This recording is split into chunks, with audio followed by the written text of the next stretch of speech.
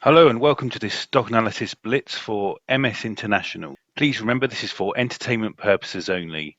MS International are a AIM listed defense stock.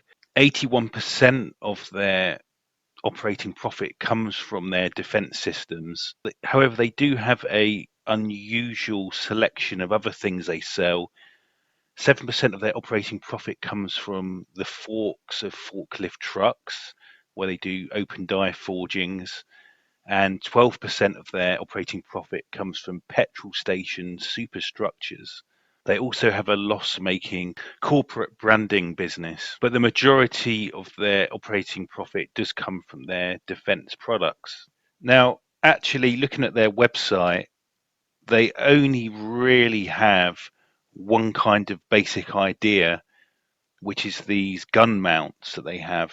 And it's actually all based around the DS-30M small caliber gun, which is fitted on most UK warships and also on some other navies as well. So this is an existing product, these gun mounts on ships, but they're actually trying to sell it in the land domain as well. And you can see from their promotional video here that the idea is that this gun platform, which when you're at sea allows you to keep the gun sights level even though you're going all over the place. The idea is that that can also be used on land-based vehicles as well. However, the fact is that the majority of all their sales are based around this incumbent position they have with the Seahawk product. There has been the emergence of drone speedboats being used as attack weapons. And so this does look like the perfect product really for countering that at sea. In terms of the land domain, they have this product, the Terrahawk Paladin, which was in a combination with a Polish company, the Polish company providing all of the sensors and stuff, is supposed to be shooting down Shahed drones. And the Military of Defense actually procured one of these to send to Ukraine. So there are definitely people investing in this stock in the hope that there'll be some follow-on orders of this device. And of course, if that happened, a big uptick in naval deals coming in for the Seahawk, you really could see that being very positive for MS International share price. So looking at their operating profit by business segment, and I've been going through and looking at the orders that have come in. What we see is obviously around 2023, 2024, that's when we had this massive uptick in their net income. And so you had a kind of already existing deal to equip the US Navy with 7 of these naval guns. Well, they then also picked up a contract to put optics on them as well as maintenance contracts. So this is a 100 million order intake that actually spreads out to 2030. On top of that, we had the Royal Navy order 3 guns. Now, actually, most of the Royal Navy ships already have these guns that have been fitted over many decades. Their auxiliary vessels, they wanted to protect them from this new drone speedboat threat. So these 3 guns that the Royal Navy have ordered, they're for these 3 auxiliary ships. So most of this increase in operating profit has come from a handful really of Seahawk products, of these DS-30M naval guns to the UK and US Navy. But when you look at the overall kind of portfolio of what they're selling in, and so if someone's kind of getting all excited about that, I think you've got to kind of dampen down your excitement a bit, because really the majority of the sales are coming just from this decade-old product. This Terrahawk product that he did in Ukraine, obviously that's very exciting. But it was only a 22 million contract, and that came in 2023, which is a long time ago now. I did some research as to is there any information on there how this is performed and things. So I looked at both Ukrainian and Russian sources, and the general impression I get from looking at various sources, including Ukrainian and Russian sources, is that as a point defense weapon, it is actually fairly good. So if you're protecting an airbase or something, as a kind of last line of defense, it's a good system, but generally kind of strategically it's not very good at long distances. so not so good for strategic defence. So a bit of kind of mixed reviews there. When we look at the net income history, it's definitely improved significantly the last few years, and the balance and eyeballing the balance sheet here, we see they're very low on debt, and there's actually seemingly a positive situation going on in terms of short-term assets and liabilities.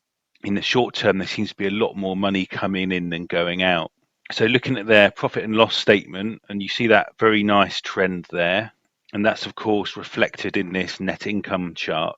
Looking at their long-term assets, and it's practically all property, plant and equipment. And on the liability side, it's notable that they've got absolutely no debt, and their only long-term liabilities seem to be contract liabilities. Their current liabilities are 38 million of inventories and 22 million of trade receivables. So that's about 60 million coming in the short term of stuff that they're selling right now, which is actually really quite impressive and makes them look very healthy.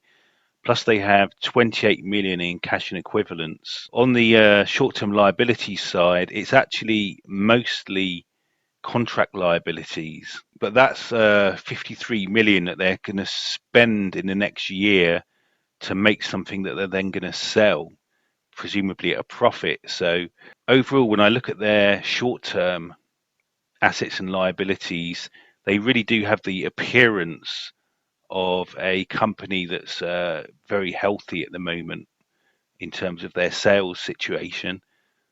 And you can see the cash kind of the cash situation in here looks very favorable. So overall, they've actually got a squeaky clean set of books here. They look really nice here, actually, in terms of their finances. I guess that's perhaps what you'd expect when for a company that has been kind of baselining for a long time, and then in the last few years have got a load of orders come in. So I've got here a graphic of their market cap stacked up against their net assets and some other KPI. Obviously, like with all the other defense stocks, back here really was the time when you would have been wanting to have gone in. I made my own attempt of valuation. I wasn't able to get any official analyst estimates for this one, but I did my own very kind of amateurish attempt and found them to be perhaps slightly overvalued. For that, though, I was fairly conservative, assuming that they won't have any increase in sales from where they are currently. So the thing with MS International is just alone their Seahawk products, it makes sense that they would sell these because the use of these speedboat drones is a new threat. This is a fairly cheap way of dealing with that threat. And they do have potential customers all over the world who could start retrofitting these onto their surface vessels to protect them against these speedboats laden with bombs. They are definitely a hit on the new kind of anti-drone warfare problem. But on the downside, they've only really got one kind of general product idea here. So it makes investing in MSI just a bet on whether or not they're going to pick up more of those orders. And there's kind of no way of knowing that. So for me, they really are just a high risk, high reward play. I wouldn't be counting on the land stuff particularly. I think it's really sensible to be judging them based on their naval stuff, and I'm fairly sure of that, having reviewed their sales in the recent years, and the fact that we've just not heard anything about this Terrorhawk in well over a year now. But that is perhaps some extra spice if you go into this as a speculative play, that maybe they do get some traction on the Terrorhawk systems. So that completes my analysis of MS International, really. They definitely do have overlap with the drone warfare threat, particularly speedboat drones. However, they need to be treated as a speculative play, high risk, high reward speculative play. I hope you found this video useful, and see you at the next one.